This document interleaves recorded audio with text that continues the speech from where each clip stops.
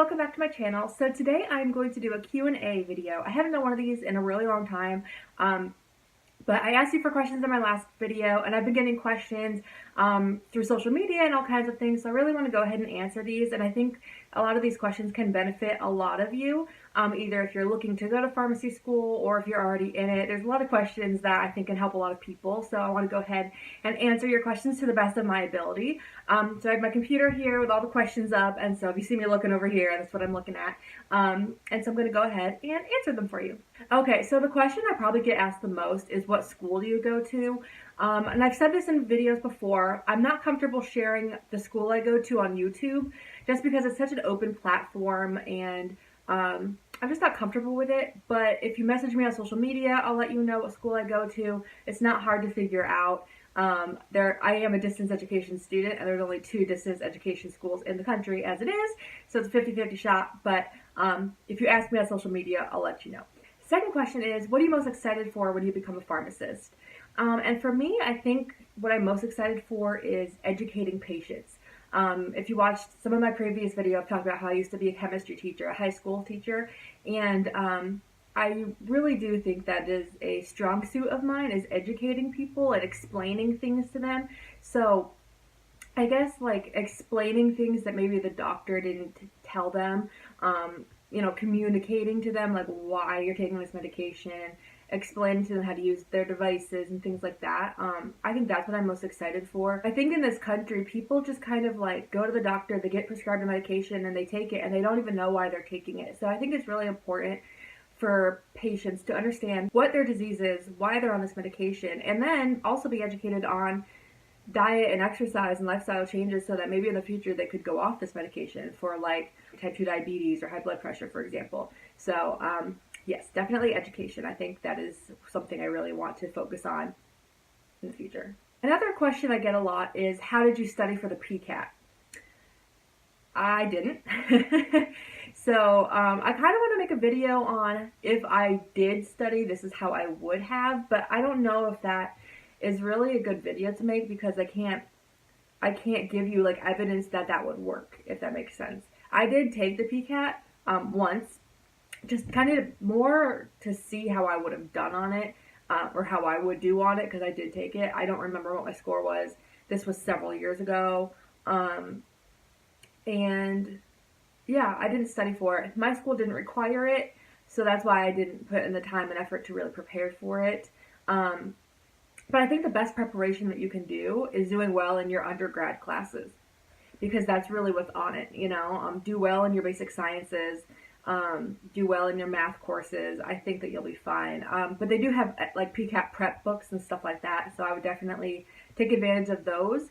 But yeah, I didn't study for it, so I'm sorry, can't really tell you that. Another question I get a lot is about GPA. So this particular question says, how much does GPA affect school acceptance? And I mean, I can't tell you, I'm not an admissions officer at a school, so I can't tell you like definitively, but I think that schools really look at the entire student, a well-rounded student. I did not have straight A's in undergrad. I went to undergrad, graduated, taught for 4 years, and then went back to pharmacy school. So when I was in undergrad, I was really not focused on my schoolwork. I didn't know where I wanted to go. I didn't know what I wanted to be. And so my grades reflected that. So I did not have very good grades. I failed organic chemistry, the second semester of it, the first time I took it. By no means did I have straight A's. So I did retake some classes later on when I knew I wanted to apply to pharmacy school to boost my GPA, but I didn't have a super, super high GPA. But I think having a well-rounded application is really important. So I had 4 years of teaching experience. I had volunteered at a pharmacy. I didn't work at one because I was not a technician. I was a teacher. I didn't have time to like get my tech certificate and do that whole thing. So I had different kinds of experience going into it, and I think that really helped. So if you're looking to apply to pharmacy school, of course you need a decent GPA. You're probably not going to get accepted with like a 2.0 GPA, But if you have a good PCAT score, if you're working or volunteering in a pharmacy, they really want to see that you've been in a pharmacy, so that you just kind of are aware of how it runs a little bit, so you know if you kind of like it or not. But well-rounded. You know, you really want to be well-rounded. Don't just be like, oh, I have straight A's, but I don't do anything else. They don't want people who could just get good grades. They want to make like good people for the community. You know what I mean? So, yes, GPA is important, but I don't think if your GPA is kind of low, they're not going to just not accept you based on your GPA unless it's really, really low.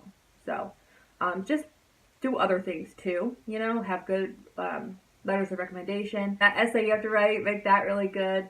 You know, have a lot of people proofread it and help you out with that. But yeah, if your GPA is not like super high, don't freak out. Okay, another question I got was about distance education summer session, which I just got back from. And the question was, like, where do you stay when you go? Do you have to get a hotel, or do you, like, what do you do? And yes, we do have to find our own lodging, so a hotel, renting a house, a lot of people do that. If you want to do distance education, you need to make sure that you save money for the summer session because it can get really expensive really quick. Last year, I didn't really talk to anybody in my class, so I went down and got a hotel room for myself for 3 weeks, and you can imagine how expensive that was. But this past year, I kind of made friends with another girl in my class, and we actually got a vacation rental condo together. And so we could split it in half, and we saved a ton of money that way. So you do need to get your own transportation, your own place to stay, food, all of that. So definitely, if you're planning on doing distance education, like put that in your budget because you are going to need the money to do that in the summer. And then it's a pain, but you think about how convenient the year is and how you don't have to worry about going to school every day during the year. So it kind of like, oh, it's okay, I can suffer through a few weeks, you know, but it is expensive.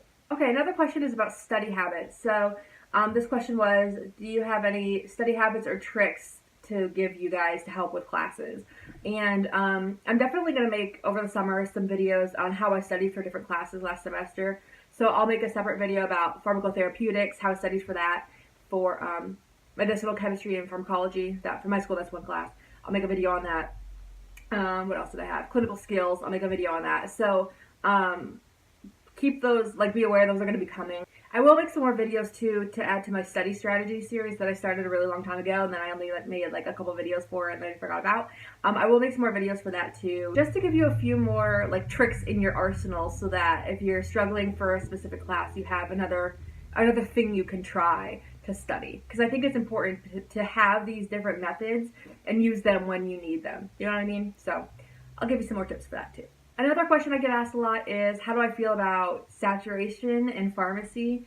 And it is scary to me, especially because I live in a big city with a lot of people, and there is a pharmacy school campus in the city I live in.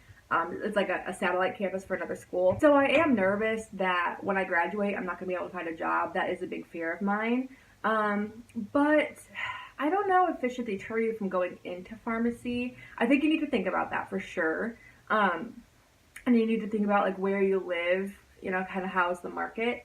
But like one of my professors was talking to us when we were down the summer session, and she was saying how she thinks that it's going to kind of swing back the other way, where at one point there was a big shortage of pharmacy students, right? Or pharmacists.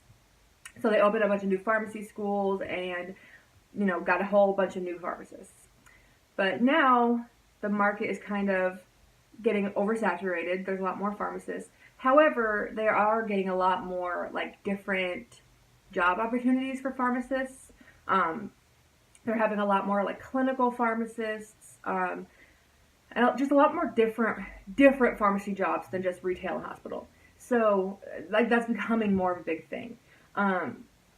And then also she was saying how a lot of the pharmacists who were kind of clinging onto their jobs, who were ready to retire, but were holding onto their jobs because of the lack of pharmacists, like back in the day, the shortage. She's thinking that now they're probably going to be like, okay, like I can retire now because they don't need me as much. So there might be some new openings, you know, because of that as well. So it is saturated, but you can definitely find your jobs. Like if you go on and look for pharmacist jobs, there are jobs. It's just kind of up to you. And if you feel like it'd be more marketable to do a residency, that's an option for you too. So, I mean, I'm too far into it to turn back now. So, and I know that I'm going to be more way happier doing this than teaching. like high school, because that was just a nightmare. So for me, I'm worried about it, but I mean, I'm going to find a job. I'm going to find one. It might not be like my first choice job, but I'm not really worried about finding a job. So yeah, I hope that helped. That was kind of like in circles, but yeah. Another question I got was, can you skip undergrad and go straight to pharmacy school? And the answer is no. There are like 6-year pharmacy school programs where the first 2 years are like prerequisite courses, and then you really start the pharmacy school stuff. So I guess that's kind of like skipping undergrad, but you can't just apply to pharmacy school out of high school. You have to go to undergrad and you have to get your prereqs done. Some schools require a bachelor's degree and some schools don't. So you need to look on the PharmCast website and see, and I'll link that somewhere so you can go and, or in the description box below. I don't know what I'm pointing at. I'll definitely put it in the description box below, the website that you can see all the schools and the requirements, but you need to at least get the minimum requirements for the schools that you're applying to. So again, some require a bachelor's degree and some don't. So you need to really look into that. Yeah, no, you can't just go straight to pharmacy school. Another question I get a lot, which is really hard for me to answer, is how many hours a week do you study? Or how many hours a day do you study? And that's really hard to answer because, for one, everybody's different, right? So if I tell you I study 2 hours a day and I'm getting straight A's, but you do 2 hours a day and you're failing, like that's not...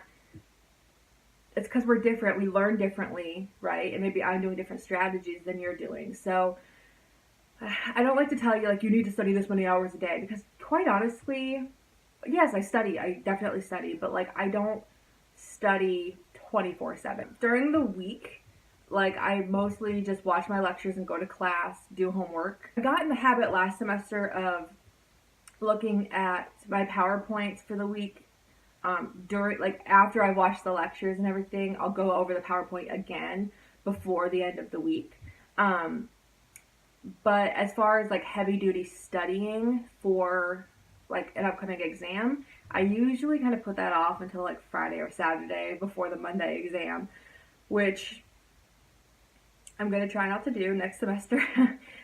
Because it does take up my whole weekend to study. But again, I'm not like focused 100% of the time on like Saturday and Sunday when I'm studying. I take lots of breaks.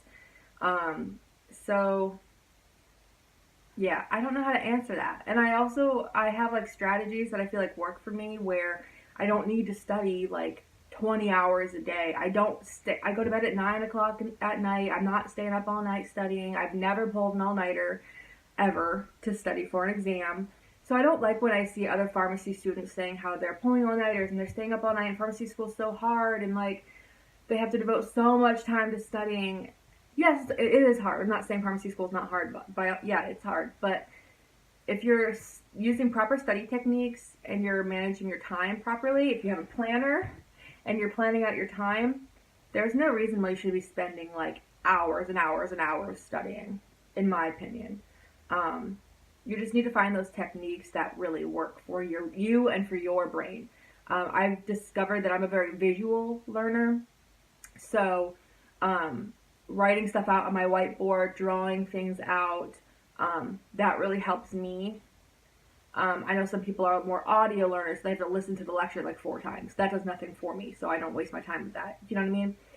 Looking at the PowerPoint, just reading it, does nothing for me. I need to actively do something to learn the material. So figure out your learning style, because that can cut out so much time that you study because you're studying in a way that works for your brain. Yes, so again, a really roundabout way to answer that question, but I can't just give you a specific answer on that. Sorry. And the last question I have is, should you be a pharmacy technician before pharmacy school? Everybody has a different life story, right? Everybody comes into pharmacy school from different paths.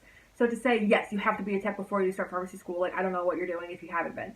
That's ridiculous. There are people from all walks of life starting pharmacy school. There are people who are like 22 going into pharmacy school straight out of undergrad. So a lot of them are techs because they've known since high school that that's what they wanted to do, right? For someone like me and several of my classmates were a lot older, were going back to school after having other careers, right? So for us, I don't think that we needed to be pharmacy techs. We were working in other jobs, right? A lot of them were in healthcare. I was a teacher. There were people from all walks of life. So while I think it is helpful, of course, I don't think that it is necessary. I think you might want to at least like volunteer or shadow a pharmacist before you apply, just to make sure you're okay. Like it's not, you don't get there and you're like, oh my God, like I cannot do this. No, I don't think it's necessary, but I think it's a good idea if you can. Okay guys, that's all the questions I have for today. I hope I answered them well for you. If you have any follow-up questions or you think of anything else that you want to ask me, go ahead and leave them in the comments below, or you can message me on my Instagram. Is that all I have? Or my Snapchat, and you can email me as well. If you have any video requests, please let me know. I have a list going of things I want to record this summer. So if you have any specific video requests, please send them to me. And yeah, I hope this was helpful, and please let me know if it was or if it wasn't. And I think that's all I have for today. I will see you in my next video. Bye.